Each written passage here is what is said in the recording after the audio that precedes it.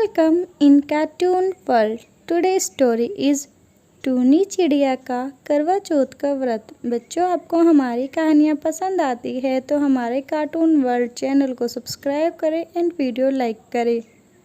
एक समय की बात है, टूनी चिड़िया अपने पति सोनू चिड़े के साथ एक छोटी सी झोपड़ी में रहा करती थी। वह खुशी खुशी अपना जीवन बिता रहे थे।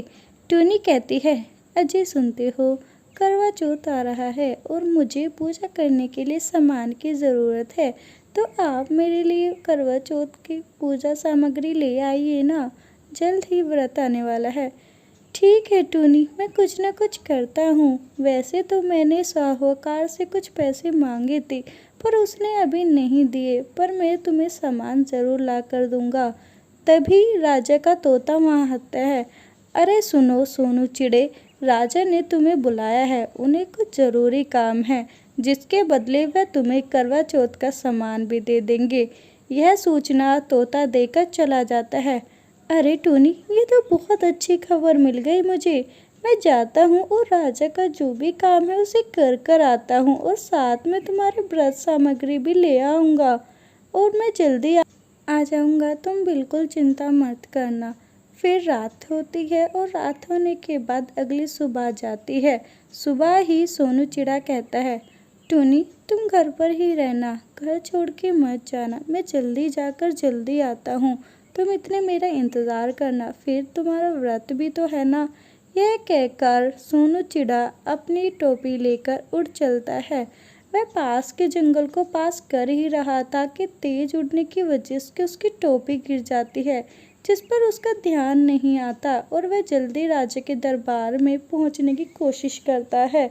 उधर राजा के दरबार में आकर, राजा जी बताइए मेरे लिए क्या काम है। जो भी आप कहेंगे मैं कर दूंगा, पर मुझे शाम को वापस जाना है। शाम तक तो काम नहीं होगा, तुम एक काम करना, आज रात यहीं काम करना और कल तुम अपने व्रत की सामग्री लेकर यहाँ से चले जाना। हम कुछ नहीं कहेंगे, पर आज तुम्हें यहीं रुकना होगा। ठीक है राजा जी, जैसा आप कहें। इसके बाद सोनू चिड़ा वहीं काम करता है। दूसरे दिन सुबह हो जाती है और टूनी चिड़िया घर पर इंतज़ार करती रहती है। जब जंगल में अफवाह फैलने लगती है कि ये टोपी किसकी है, तो सब की भीड़ वहीं पर इकट्ठे होते हैं और वह बात करते हैं।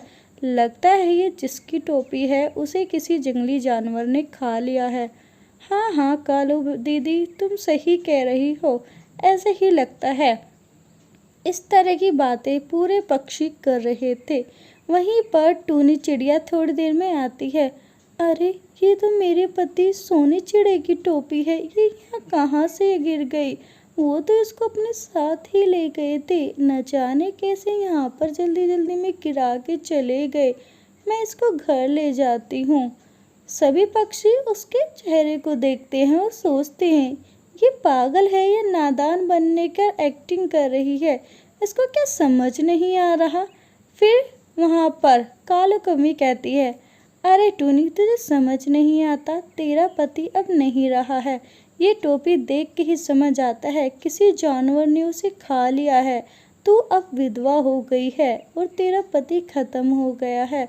यह बातें कालो कमी बोलती जा रही थी, पर टूनी को उस पर जरा भी विश्वास नहीं।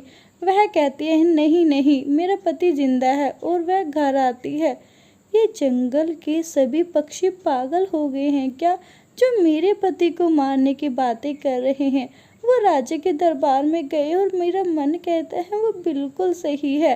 वह अपने व्रत पूरा करती हैं और अपनी करवा चौथ माता के आगे कहते हैं, हे माता, मैंने अपने पति की लंबी उम्र के लिए ये व्रत किया है। आप ऐसी कोई अनहोनी ना होने देना जिससे मेरा विश्वास आपसे उठ जाए। मैं आपसे हाथ जोड़ के प्रार्थना करती हूँ। फिर ऐसे ही शाम हो जाती है। मेरे पति न जाने कहाँ रह गए। तभी वहाँ पर टूना चिड़ा आ जाता है। टूनी को देखकर बड़ा आश्चर्य होता है। अरे टूनी, तुम अकेली यहाँ क्या कर रही हो?